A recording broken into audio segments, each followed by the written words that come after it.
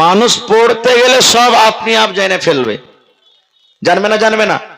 মানুষ যদি পড়ে, পড়িতে পড়িতে জানবেও যে আরে মদ পান করা ঠিক নয়, জেনা ব্যভিচার করা ঠিক নয়, নামাজ কেমন করে পড়িতে হয়, রোজা কখন কিভাবে রাখতে হয়, নবীর তারিকা মতন কিভাবে জীবনটা কাটতে হবে, আল্লাহ কি বলছেন, আল্লাহ রাসূল কি বলছেন, মানুষ নিজে নিজে সব জেনে ফেলবে। আর যদি পড়ালেখায় না থাকে তো জানতে পারবে যে ভাই রে আল্লাহর বান্দি, বাপ তোমার বিয়ে দেবে, তোমার আব্বা জান তোমার বিয়ে দিবে রে আল্লাহর বান্দি। হয়তো তোমার জন্য একটা সুন্দর খুব ছেলে খুঁজেছে, তোমার জন্য একটা সুন্দর বর দেখেছে, তুমি ইনকার করো, কারণটা কি, কেন তুমি রাজি হও না?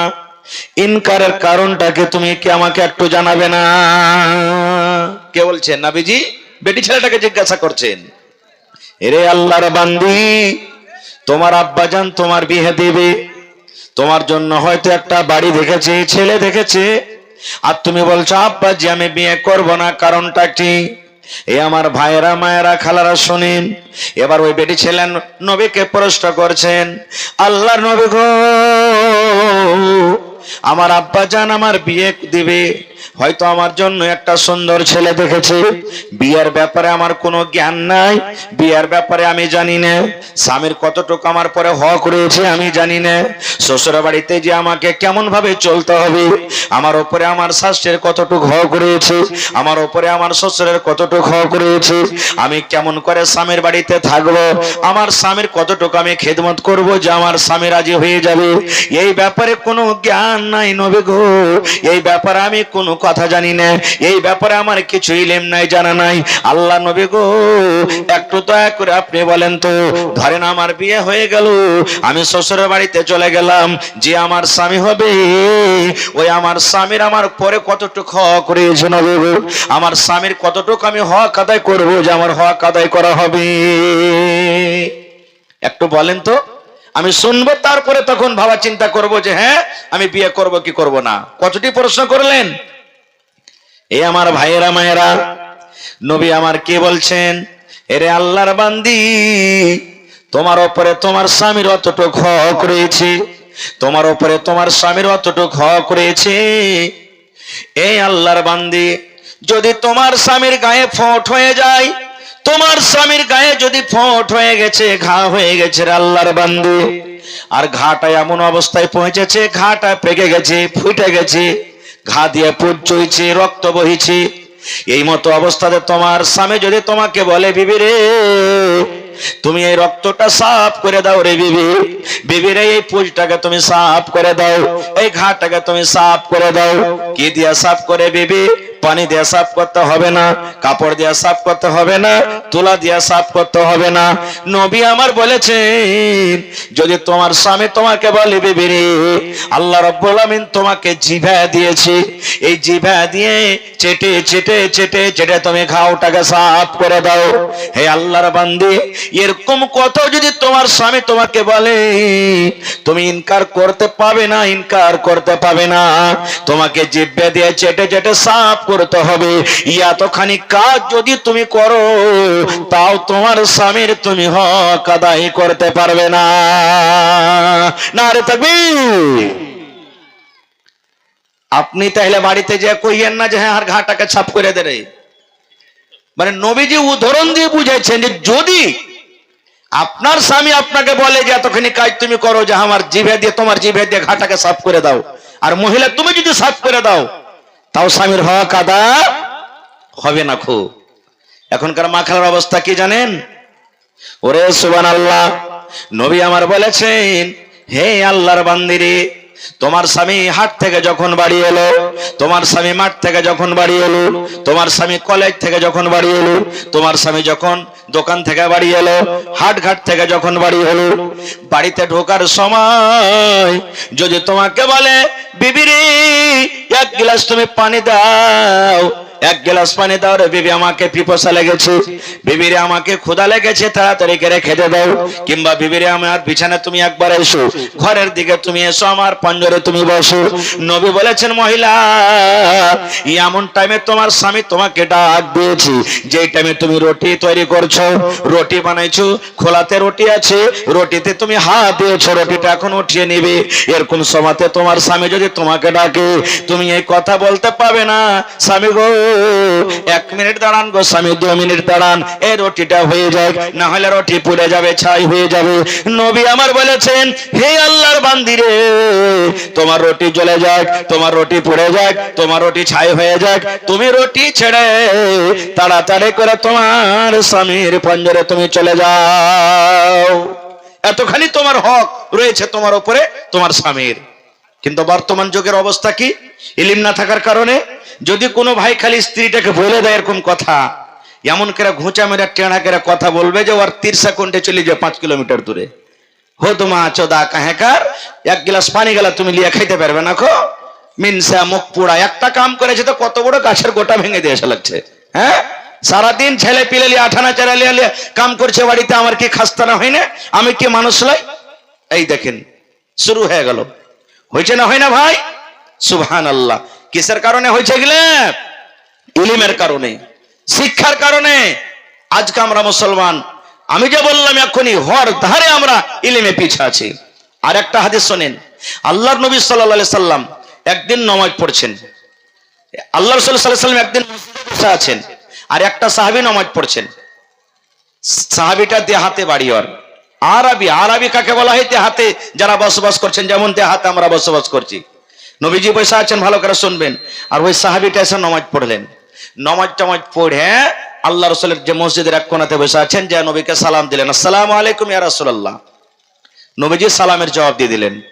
সালামের জবাব দেওয়ার পর কোনো আর কথা নাই। নবীজি সে সাহাবীকে এবার কি বলছেন জানেন? ইরজে ফাসাল্লে ফাইন্না কালাম তুসাল্লে, হে আমার সাহাবী রে, তুমি নামাজ পড়ো রে বাবা, তুমি নামাজ পড়নি। ভালো করে শুনবেন হাদিসটা। আপনারা বলেন, ওই সাহাবী নামাজের পরে সালাম দিলেন না নামাজের আগে? কথা বলেন। নামাজ পড়ে সালাম দিলে না নামাজ এখানে পড়েনি আগে সালামটা দিলে? কথা বলেন না যে ভাই?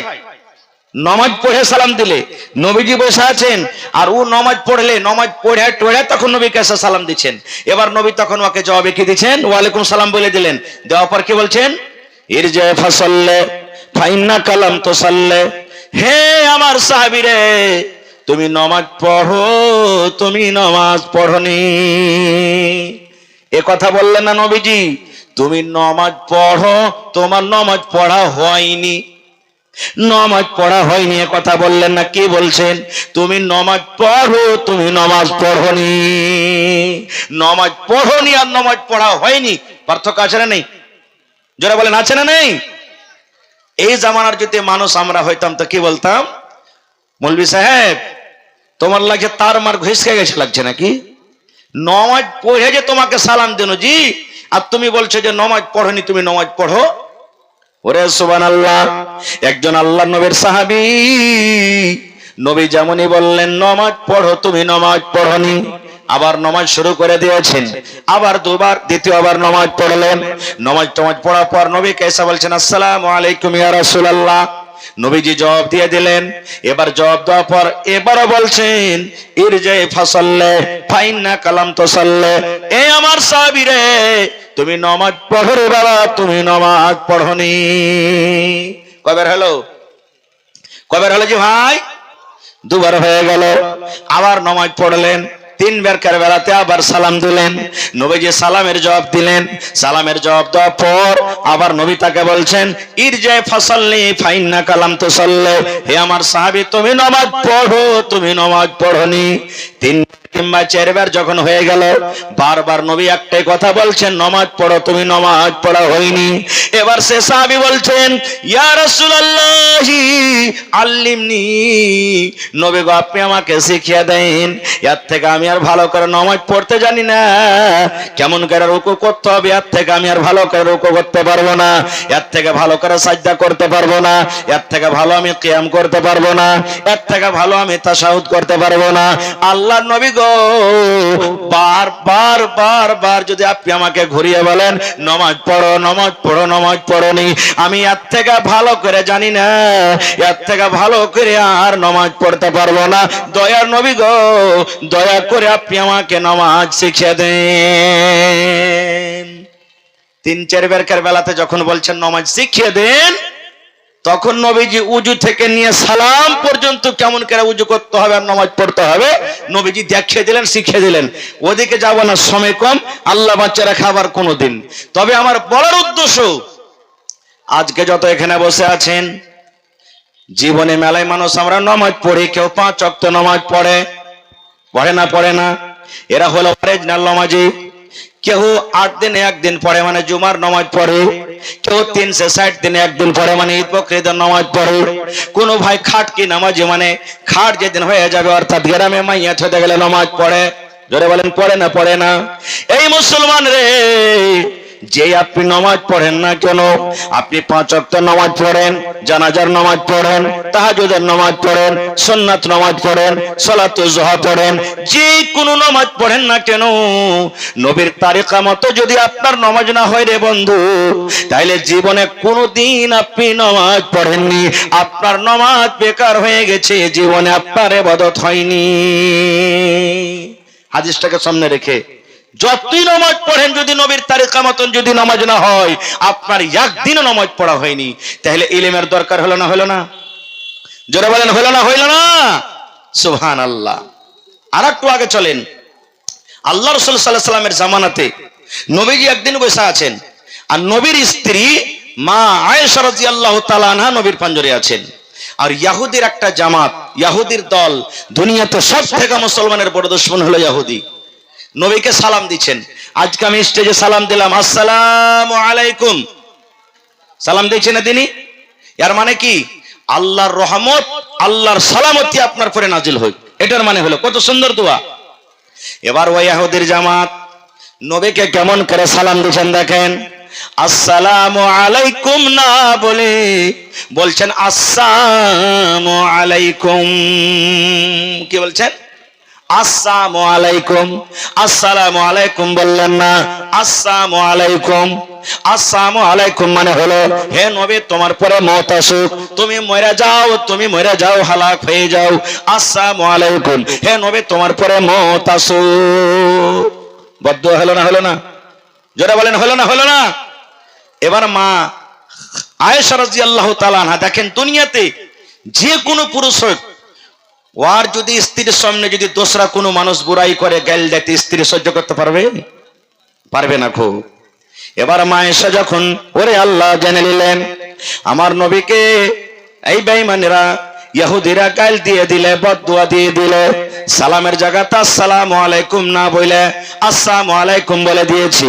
এবার মা আয়েশা বলছেন, ওয়া আলাইকুম আসসালাম ওয়া লাআনা, হে ইহুদিরা রে, আমার নবীর জন্য তোরা বদদুয়া করলি, আমার নবী কেন মরবে? তোরা মর, তোর উপরে আল্লাহর গজব হোক, তোর উপরে আল্লাহর লানাত হোক। আমার নবী তোদেরকে কোনো গালি দেয়নি রে, আমার নবী তোদেরকে কোনো কষ্ট দেয়নি, আমার নবী তোদেরকে কোনো ভাষাতে কুকরম কথা বলেনি। তবে আমার নবীকে ভালো কথা না দিয়ে তোরা কেন বদদুয়া দিলি? হে বেঈমানেরা শোন, হে ইহুদিদের দলেরা শোন, তোর পরে মওত আসুক, তোরা হালাক বরবাদ হয়ে যা। হাদিসে মেলায় কথা আছে, আমি অধিকার যাব না। বলার উদ্দেশ্য মেন পয়েন্ট হলো, মহিলারাও পড়ালেখা ছিলেন জামানাতে, তার লেগে তো ভুলটা ধরলে পারলে যে ভাই, জোরে বলেন পারলে না? পারলে না? এই টাইমে যদি মা আয়েশা পড়ালেখা না হইতেন, তাহলে যে নবী কিরকম ভাবে ভাষাতে গালি দিয়ে দিলে ভুল ধরতে পারতো? আজকে আপনারা আমরা কোথায় আছি, যে ভাইয়েরা বলেন বেটি ছেলেকে পড়িয়ে লেখে কি করবি? হ্যাঁ, ইয়াকে পড়িয়ে ফের কোন মাস্টার আর ইঞ্জিনিয়ার প্রফেসর করবি?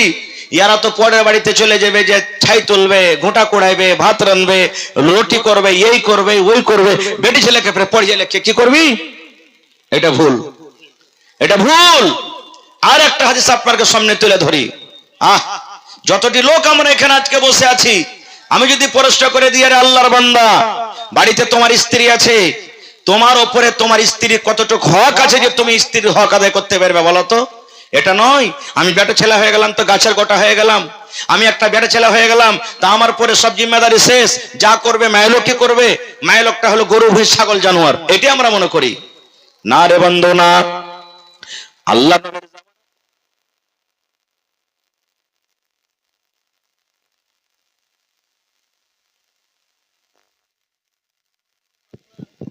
হ্যালো, আল্লাহ নবীর জামানাতে একজন সাহাবী নবীকে প্রশ্ন করে দিলেন, আল্লাহ নবী গো, দয়া করে একটা প্রশ্নের জবাব দিয়ে দেন। হে আল্লাহ নবী, আমরা এই কথা জানতে পারলাম যে একটা পুরুষের নিজের স্ত্রীর পরে কত হক আমরা জানতে পারলাম, কিন্তু নবী গো, একটা মেয়ে লোক, একটা বেটি ছেলে, একটা নারী, একটা মহিলার নিজের স্বামীর উপরে কতটুকু হক রয়েছে, একটা মহিলার কতটুকু হক রয়েছে, দয়া করে নবী জবাব আপনি বলে দেন। বলছেন ইয়া রাসূলুল্লাহ, একটা বেটি ছেলের নিজের স্বামীর উপরে কতটুকু হক রয়েছে। নবী আমার কি বললেন দেখেন, হে আল্লাহর বান্দারে, একটা বেটি ছেলের নিজের স্বামীর উপরে 4খানা হক রয়েছে। কত হক? 4খানা হক রয়েছে। এক নম্বরে নবী বলেছেন, আনতুতিমা হাইজা তাইমতা, তুমি যখন খাবে তোমার বিবিকে তুমি খাওয়াবে। আর ওয়া তাকসু হাইজাক্তা সাইতা, তুমি যখন পিনবে তোমার স্ত্রীকে পিন্দাবে। ওয়ালা তাজরাবিল ওয়াজহা, রাগ করে স্ত্রীর গালখানে তুমি মারিও না, চেহারাতে মারিও না। এবং বিবির উপরে যদি 4 নম্বরে কোনো রাগ হয়ে যায়, গোসা হয়ে যায়, রাগের কারণে তোমার স্ত্রীকে বাড়ি থেকে ধাক্কা দিয়ে তুমি বের করে দিও না। 1 নম্বর, তুমি যা খাবে তোমার বিবিকে খাওয়াও। ফের এটা মনে করিয়েন না যারা বিড়ি খেয়েছেন ভোরবেলাতে 1 মুঠা বিড়ি 1 মুঠা সাল কিনে দিয়ে দিয়েন না ফেরকে। হ্যাঁ, যারে মৌলানা ওয়াজ করেছে তুই যা খাবি স্ত্রীকে খাওয়া, তো আমি খাজি তুই খাবি না? না। 2 নম্বরে রাসূল বলেছেন, তুমি যা পিনবে তোমার বিবিকে পিন্ধাও, মানে যখন তুমি পিনবে। এর মানে আপনি ফুল শার্ট পাচ্ছেন তো ওকে ফুল শার্ট সিলে দিবে না, হয় কি না? ওর যেটা পোশাক ওকে দিতে হবে। আমি খুব তাড়া ঘোড়া করে শুধু হাদিসটা আপনার সামনে বলছি। 3 নম্বরে রাসূল বলেছেন, বিবিকে যদি মারার দরকার হয় তাহলে ওর গালে মারিও না। কত ভাই এমন আছে মারতে মারতে মারতে বিবিকে যদি কোনো উল্টা পাল্টা একটু হয়ে যায়, বাড়ি থেকে চুলের ঝুঁটি ধরে মারতে মারতে দুয়ার থেকে বের করে দিবে, আর বলবে তুই আয় খালি বাড়িতে। ওর মা বহিন বংশ খানদানকে টাইনে গেল দিবে, আর বলবে তুই বাড়িতে সন্দেহ যদি তোকে ছাও ছাও করে পিস পিস করে কাটবো, আর কেটে বোরাতে ভর্তি করে লোদ দিতে ভাসাবো। কেনে? কবি বলছেন, শোনো রে পুরুষ জাতি করিয়া ধ্যান, তোমাদের বিবি যদি হয় না ফরমান, প্রথমে তো নানা মতে বুঝাবে তারে, তারপরে বিছানাতে দিবে জুদা করে। এই 2 পর যদি ঠিক নাই হয়, আদবের মারে তারে কিছু মারা যায়। কবি বলছেন, শোনো রে পুরুষ জাতি করিয়া ধ্যান, হে পুরুষের দলেরা তোমরা শোনো, তোমাদের নারীরা যদি ভুল করে, তোমার খেলাপ যদি চলে, আল্লাহর নবী বলেছেন সুন্দর করে তাকে তুমি বুঝাও। কেন তুমি আমার উল্টা পাল্টা কাজ করো? কেন তুমি আমার কথা মানো না? কেন তুমি আমার কথা শোনো না? বাস 1 মিনিটে শেষ করে দিছি। জি, হ্যাঁ, ওটা এলান হয়ে গেছে। হ্যাঁ, তো আল্লাহ রাসূল সাল্লাল্লাহু আলাইহি ওয়াসাল্লাম বলেছেন, হে পুরুষেরা তোমরা শোনো, যখন তোমার বিবি রাতের বেলাতে বিছানা আসবে, সুন্দর করে তাকে তুমি ভালো করে বুঝাও, আমি তোমার স্বামী, তুমি হলে আমার বিবি, আমার কথা কেন মানো না? বাড়ির লোক কি বলবে, গ্রামের লোক কি বলবে? এরে দেখ দেখ তোর স্ত্রী তোর কথা মানে না। আল্লাহ নবী বলেছেন, যদি তোমার বিবি বুঝক্কর ঘরের হয়, জ্ঞানী যদি সলেহা আবেদা পড়ালেখা হয়, ও নিজের ভুলটাকে অ্যাকসেপ্ট করে নিবে, মেনে নেবে। আর রাসূল বলেছেন, যদি বুঝার পর না বুঝে রাতের বেলাতে যখন তোমার বিছানায় ঘুমাইতে আসবে, ওকে ধাক্কা দিয়ে বিছানা থেকে আলাদা করে দাও। তোমার মতো বিবিকে আমি বিছানায় নিব না, তোমার মতো এই স্ত্রীর আমার বিছানায় জায়গা নাই।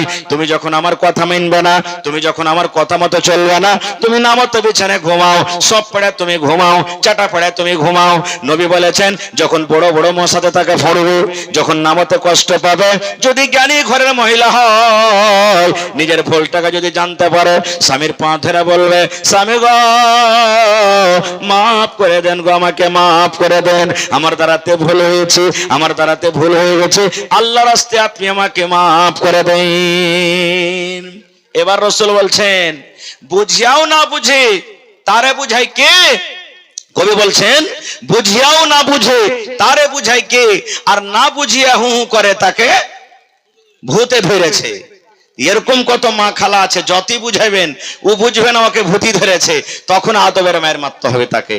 এমন মায়ের মারবেন না যে দাগ দাগ হয়ে যায়, এমন মায়ের মারবেন না ফেটে ফুটে যাই, এমন মায়ের মারবেন না যে আপনি চেহারাতে মারলেন 1 ঘন্টা পর রাগমাটি হলো, আপনি কষ্ট পাবেন, এই জন্য চেহারাতে মারতে হবে না গো। ভাই মুসলমান, কত মা খেলাতে এমন আছে, যখন 2-4টা কথা ওকে কইবেন তেরিয়া খাড়ে হয়ে যাবে, আর ও একবারে ফাঁসার বাইন দেখবে, এই মরার বেটা মরা, তুই মেরে দেখ, তোকে দেখাচ্ছি কোন ঘরে বেটি আছে, তুই খালি আয়, বাপের বেটা হয়েছে, তুই আমার গতরে খালি ছুঁয়ে দেখ, হয়ে গেল আর সব শান্তি হয়ে যাবে তখন। যে আরে বাপরে, ইয়ার ভলটেজ তো খুব ভালোই আছে, যদি এখানে কিছু কহি তো ধরে আমাকে হয়তো 2-4 চামড়া লাগিয়ে দিবে কি। সুবহানাল্লাহ। তো ভাইরে, যত কিছু হয়েছে এই সমস্ত ইলমের কমিটা আমাদের মধ্যে হয়েছে। ভাই আমার সময় একবারে 12:30টা পর্যন্ত, আমার ভাই আব্দুল গফফার সাহেব সালফি বানারস থেকে হাজির হয়ে গেছেন কত কষ্ট করে, আপনার মধ্যে একবারে 15 থেকে 20 মিনিটের মধ্যে স্টেজে হাজির হয়ে যাবেন। তো আল্লাহর ওয়াস্তে এই মাদ্রাসা একটা হেফজুল কোরআন মাদ্রাসা, যেখানে দিন আর দুনিয়া দুটাই তালিম হয়, যেখানে দিন আর দুনিয়ার তালিম হয়, যেখানে আপনি বাচ্চাকে ছেড়ে দিয়েছেন, আপনার বাচ্চাকে ওখানে একটা সুন্দর মানুষ তৈরি করা হয়। ইলম ও দৌলত হ্যায় जो कभी लुटती नहीं, हजार खर्च करने से कभी घटती नहीं। ইলম একটা এমন দৌলত যে লুটতে পারবে না, আর যত খরচ করবেন কোনোদিন ঘটবে না। ঘটবে? টাকা এনেছেন জালসা শুনতে 500 টাকা, 100 টাকা হোটেলে খেলেন, 10 টাকার চা খেলেন, 10 টাকায় কিছু খেলেন, কিছু দান, ঘটলো না? ঘটলো না? জোরে বলেন ভাই, ঘটলো না? ঘটলো না? ঘটলো। কিন্তু আপনার কাছে যতটুকু ইলম আছে, আপনি যদি অন্য জনকে শেয়ার করেন, শিখিয়ে দেন, অন্য মানুষের সামনে বলেন, তো ওই জিনিসটা কি ঘটবে? আরো বাড়বে, আরো বাড়বে। এই জন্য ইলম হলো সব থেকে বড় দৌলত। আর বর্তমান যুগে আমরা মুসলমান সব থেকে এই দৌলত থেকে পিছিয়ে আছি। আমাদের দৌলত কি? একটা ভালো বাড়ি হবে কেমন করে, একটা ভালো স্ত্রী পাবো কেমন করে, আমরা জমিন জায়গা কিনতে পারবো কেন করে, চকের 2-1 কাঠা জমিন কেমন করে খরিদ করব, ভালো দোকান পাশার কেমন করে করব, আমরা ভালো কাপড় কেমন করে পিনবো, এলাকার মধ্যে টাকাওয়ালা কেমন করে হব, এই সমস্ত জিনিসে আমরা আগে আছি। কিন্তু জেনে রাখেন, যতটি জিনিসের পিছে আমরা দৌড়িয়ে বেড়াচ্ছি, ঘুরছি, মরার পর সব শেষ হয়ে যাবে। হবে না? হবে না? হবে না? আমার শেখে মহতরাম এলাকার মধ্যে বড় আলিম, সবাই জানছেন নাকি? যখন দুনিয়া থেকে চলে যাবেন তখন ওর নামটা থাকবে না? থাকবে না? খুব বড় মাওলানা ছিল রে, খুব বড় মাওলানা ছিল আমাদের এলাকার, জানবেন আব্দুল গফফার সাহেব, মাওলানা আব্দুল গফফার সাহেব, যাকে গাফফারি গাফফারি বলে জানছিলেন আপনারা, এলাকার মধ্যে খুব বড় মানুষ। ওকে মানে মুসলমান কি বলছে, শের আহলে হাদিস, হানফি, বেরেলভি সবাই সম্মান করত। সবাই এত পড়ালেখা ছিলেন, সব জিনিসের ইলম ছিল ওর। কে বলছে রে, রামায়ণের ইলম ছিল তার কাছে, মেলা জিনিসের ইলম ছিল তার কাছে। তো দেখেন এখনো ওর নাম, ওর চর্চা আছে, কিসের কারণে? ইলমের কারণে। কিন্তু আপনি যদি আজ 50,000 টাকা দামের পোশাক পিনদেন, আপনার মরে যাওয়ার পর ওই পোশাক লাগবে গতরে? রাখবে ভাই?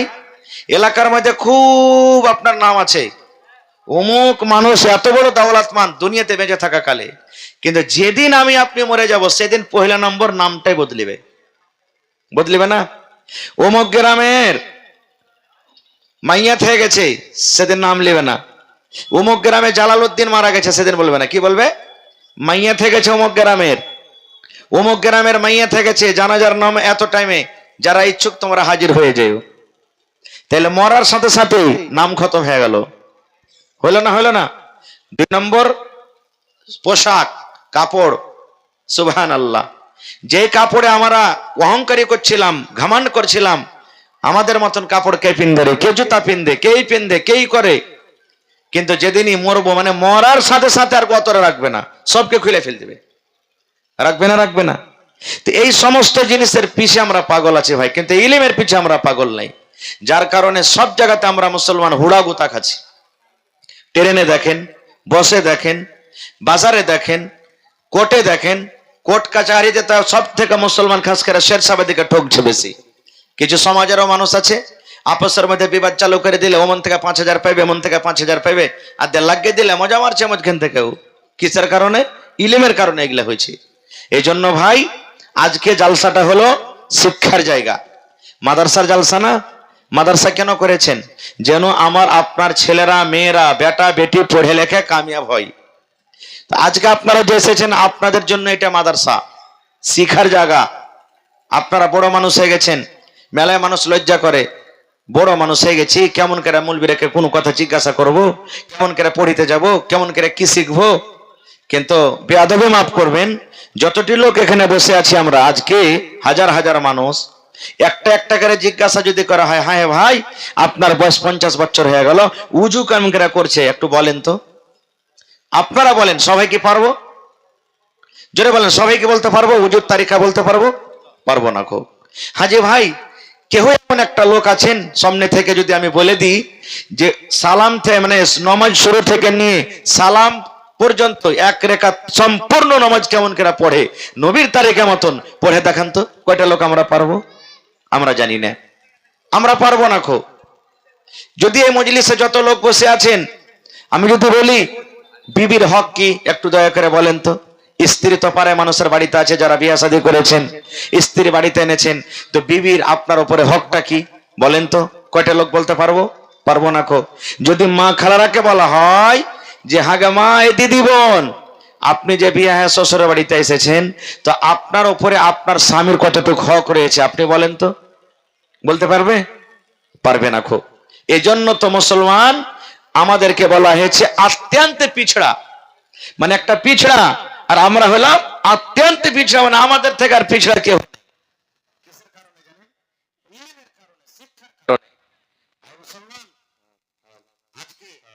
আল্লাহ তাবারক ওয়া তাআলার কোরআনের জন্য জালসা। আল্লাহ 114 সূরা আমাদেরকে দান করেছেন, 30 পারাত কোরআন। 114 সূরার মধ্যে আল্লাহ তাবারক ওয়া তাআলা সব থেকে আগে কি সম্পর্কে আমাদেরকে মেসেজ করেছেন, কি সম্পর্কে নবীর প্রতি ওহী হয়েছে জানেন? নামাজের ব্যাপারে নয়, রোজার ব্যাপারে নয়, হজের ব্যাপারে নয়, যাকাতের ব্যাপারে নয়, জেনা ব্যভিচার ব্যাপারে নয়, ঘুষের ব্যাপারে নয়। সব থেকে আগে আল্লাহ তাবারক ওয়া তাআলা যে জিনিসটা, যে তোহফা, যে গিফট নবীকে দিয়েছেন, সেটা হলো কি ইকরা, পড়ো। মেলায় মানুষ আছে, একটা কেওয়ালা খাতিয়ান গাল্লা দেখবেন আপনাকে পড়াইতে যাবে, আপনি যদি বলেন যে হারে ভাই তুই কেন আমাকে পড়াইতে আসছিস, তুই পড়িতে পারবি না, কি বলবেন জানেন? চোখ থেকে অন্ধ রে ভাই, চোখ থেকে অন্ধ বলে, কি বলে না? চোখ থেকে অন্ধ, মানে চোখ তো আছে কিন্তু চোখে দেখার এই ক্ষমতা নাই, এই চোখে দেখার ক্ষমতা নাই। কত আফসোসের কথা হয়েছে, কত আফসোসের কথা হয়েছে। আজকে আপনি চলে যান কোর্টে, আপনি চলে যান থানাতে, আপনি চলে যান আরো অন্য জায়গাতে, 100টা যদি কেস থাকে, শেরশাবাদের কেস আপনি 90টা পাবেন।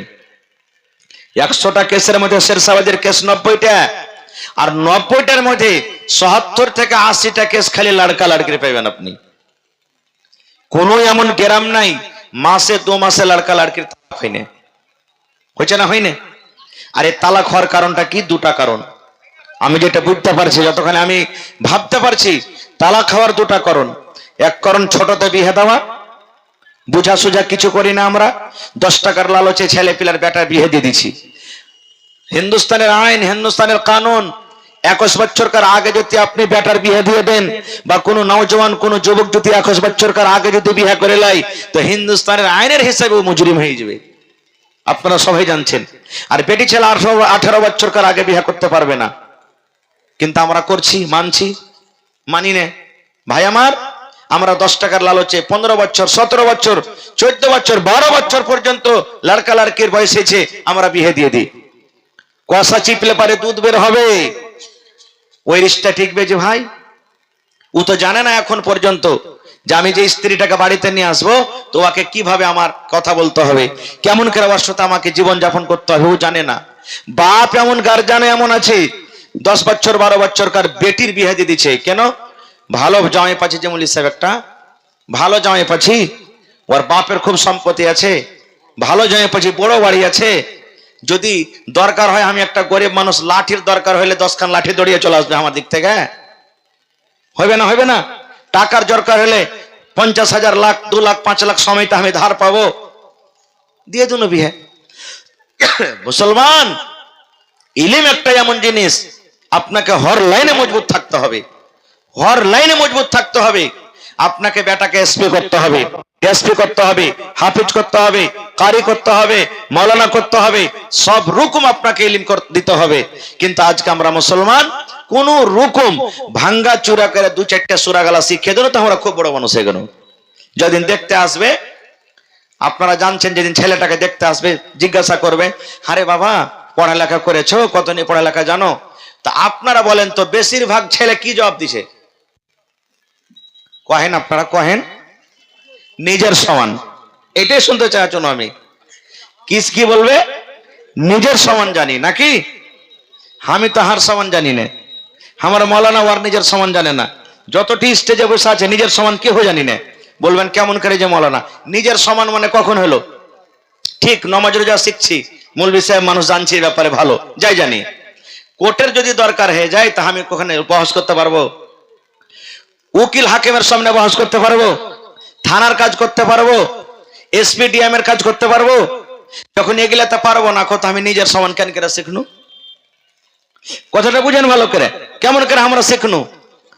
ভাই মুসলমান, এই জন্য এটা কথা ভুল যে আমরা নিজের সমান জানি। 2 নম্বর কথা, বেশিরভাগ যখন মানুষ ছেলে দেখতে যাচ্ছে, হয় বেটা দেখতে যায় যে বেটি দেখতে যায়, কত আমরা মূর্খতাপনা কাজ করি, কত আমরা শরীয়ত বিরোধী কাজ করি।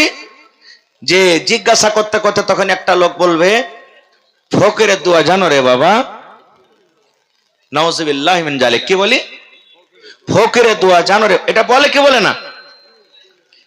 আচ্ছা, ফকিরের দোয়া মানে ফকির যে দোয়াটা পড়িছে ওইটা ফকিরের দোয়া হয়ে গেল? ফকির দোয়াটা পেয়েছে কোনঠে? নিজের পকেট থেকে? পকেট থেকে পেয়েছে না নবী মুহাম্মদ সাল্লাল্লাহু আলাইহি সাল্লাম দোয়াটা শিখালছেন? তাহলে নবী মুহাম্মদ সাল্লাল্লাহু আলাইহি সাল্লাম হলো ফকির নাকি? নাউজুবিল্লাহ মিন জালিক। এই কথাটা কেন আমরা বলছি? ইলম না থাকার কারণে, শিক্ষা না থাকার কারণে আমরা বলছি না, বলি না? ভাইরে, যেদিকে আমরা কথা বলছি, যেদিকে আমরা পা তুলবো সেই দিকেই আমরা অশিক্ষিতর প্রমাণ আমরা দিচ্ছি। যেদিকে আমরা চলে যাব সেই দিকে আমরা চলে যাচ্ছি। আজকে জালসা হচ্ছে, 10 টাকা 5 টাকা 50 টাকা 100 টাকা 5000 টাকা দিতে আমাদের কষ্ট হয়, কিন্তু আমারই যখন বেটার বিয়ে হবে 1 লাখ টাকা দামের টেন্ট আছে না নাই? 100টা বরযাত্রী যাবে, কিসের কারণে? মূর্খতার কারণে, শিক্ষার কারণে। যদি আল্লাহ এবং আল্লাহ রাসূলের ডর ভয় আমাদের মধ্যে থাকতো, যদি আমরা ইলম ওয়ালা হইতাম, তাহলে জীবনে এরকম শরীয়ত বিরোধী কাজ করতাম না। আপনাকে বেটা বেটির বিয়ে দেওয়ার আগে প্রথমে নিজের ছেলে মেয়ের আপনাকে যাচাই করতে হবে। কেমন করে যাচাই করতে হবে? যেমন একটা হাদিস আপনাদের সামনে বলি। আল্লাহ রাসূল সাল্লাল্লাহু আলাইহি সাল্লামের জামানাতে এক বাপ নিজের বেটির বিয়ে দিবে, যেমন আজকে আমরা বেটির বিয়ে দিচ্ছি, বেটির বিয়ে দিবে। তো বেটি বলছে আব্বা আমি বিয়ে করব না খো, আমি বিয়ে করব না খো। বেটির কথাটা শুনে বাপ চলে গেলেন নবীর দরবারে। নবীকে বলছেন, ইয়া রাসূলুল্লাহ, আমি আমার বেটির বিয়ে দিব, বেটি ইনকার করছে যে আমি বিয়ে করব না, আপনি একটু পারলে বুঝান তাকে। সহি হাদিস। চলে গেলেন, নবী বললেন তোমার বেটিকে এনেছো? বলছেন না। বলছে তোমার বেটিকে নিয়ে এসো। পরের দিন বেটিকে সাথে করে চলে গেলেন। এবার নবী কি বলছেন? যেখানে রূহকে খাবার দেওয়া হয় এরকম ইলমের জায়গাতে আপনি তাকে ফেলেছেন। ভাইরে, ওই মাদ্রাসাতে পড়াইতে গেলে মাদ্রাসাতে সরকারি কোনো সহযোগিতা আসে না, সরকারি কোনো কি বলছে রে মদত আসে না। মাদ্রাসার সরকার হলেন আপনারা। মাদ্রাসাকে কিভাবে চালাইতে হবে আপনারাকে ভাবা চিন্তা করতে হবে। টিচারকে কিভাবে বেতন দিতে হবে, বিজলির খরচ কোন থেকে আসবে, বেঞ্চ ডেস্কের খরচ কোথা থেকে আসবে, কেমন করে মাদ্রাসার রুম বলবে, এই সারা কিছু আপনারাকে উঠাইতে হবে। এই জন্য ভাই, আজকে কোন আল্লাহর বান্দা আছেন মাদ্রাসার জন্য 1 ডিসমিল কিংবা 1 কাঠা জমিন দান করতে পারবেন? মাদ্রাসার আশেপাশে যদি কোনো ভাই জমিনদার থাকেন, পারলে মাদ্রাসাতে মিলিয়ে দেন। যদি নাই, মাঠে ময়দানে কোনো জায়গাতে আছে, 1/2 কাঠা 1 কাঠা বিক্রি করে দেন। আর বিক্রি করার পর একটা রুম গালা বানিয়ে দেন আপনি। ওরে সুবহানাল্লাহ, একটা রুম বানিয়ে দিবেন আপনি। আল্লাহ রাসূল বলেছেন, মানুষ যখন মরে যায় সমস্ত আমল তার বন্ধ হয়ে যায়, 3টা আমল ছাড়া। তার মধ্যে একটা হলো সাদকায়ে জারিয়া। আপনি দুনিয়া থেকে চলে যাবেন, মাদ্রাসাতে ইট দিলেন, মাদ্রাসাতে গিট্টি দিলেন, মাদ্রাসাতে বালু দিলেন, মাদ্রাসাতে ছড় দিলেন, এই সমস্ত জিনিস আপনি মাদ্রাসাতে দান করলেন, আপনি দুনিয়া থেকে চলে যাবেন। অনলাইন যেমন আপনার টাকা মোবাইলে ঢুকে, অনলাইন সবকিছু যেমন আপনি কাজ করেন, এই মতো অনলাইন আপনার কবরে নাকি ঢুকতে থাকবে, ঢুকতে থাকবে, কোনোদিন বন্ধ হবে না। তো একটা লোক আছেন তো 1 কাঠা 1/2 কাঠা জমিন, কিংবা একটা লোক কেউ এমন আছেন 20,000 টাকা জমা করতে পারবেন, একটা লোক কেউ এমন আছেন 10,000 টাকা দিতে পারবেন, এবং একটা লোক কেউ এমন আল্লাহর বান্দা আছেন 5,000 টাকা দিতে পারবেন। এবং 30 পারা কোরআন, কোরআনের দাম আল্লাহ ছাড়া কাউরি দেওয়ার ক্ষমতা নেই, একটা হরফের দাম দিতে পারবে না। তবে কোরআনের মান সম্মান দেখে দেখে কোনো আমার ভাই আছেন 1 পারার দাম 1 টাকার 1000, তাহলে 30 পারা কোরআন আছে, 30টা লোককে আমি দেখবো 1000 1000 1000 করে আমার হাতে বিসমিল্লাহ করেন তো। মা খালারা, আপনারা যদি ইচ্ছা করেন তাহলে আপনারাও এই কোরআনের ভাগটা দিতে পারবেন। কারণ মেলাই জালসাতে আমার মায়েরা দিদিরা কে 10,000, কে 5,000, কে 20,000 করে দান করলেন। কালকে একটা জালসা ছিল, একজন মহিলা 5,000 টাকা দান করলেন। তার আগের দিন একটা জালসা ছিল, একজন মহিলা গলার একখানটা পান খুলে দিয়ে দিলেন। আরো কয়েকদিন আগে জালসা ছিল, 2 জন মহিলা 8 আনা, একজন 10 আনা ওজনের বালি খুলে দিয়ে দিলেন। বর্তমান জামানাতে 8 আনা বালির দাম মোটামুটি, কোন মহিলা ছাগল দান করে দেয়, কোন ভাই গরু দান করে দেয়, কোন ভাই রড দান করে দিলে, কোন ভাই গিট্টি দান করে দিলে। কত মা খালা নাকের আর ওই যে আগে জামানাতে গোল গোল গলাতে তাবিজ থাকতো, তাবিজ পর্যন্ত জমা করে দিয়েছে। তা আজকে দেখি কোন মা, কোন খালা, কোন দাদি এমন আছেন যে হাত থেকে আংটি দিবেন, কাঁসার বর্তন থালি বাঁধনা দিবেন, ছাগল দান করবেন, কানের নাকের দিবেন, টাকা দিবেন। এবং সামনে থেকে আমি 30 জন ভাইকে আমি দেখবো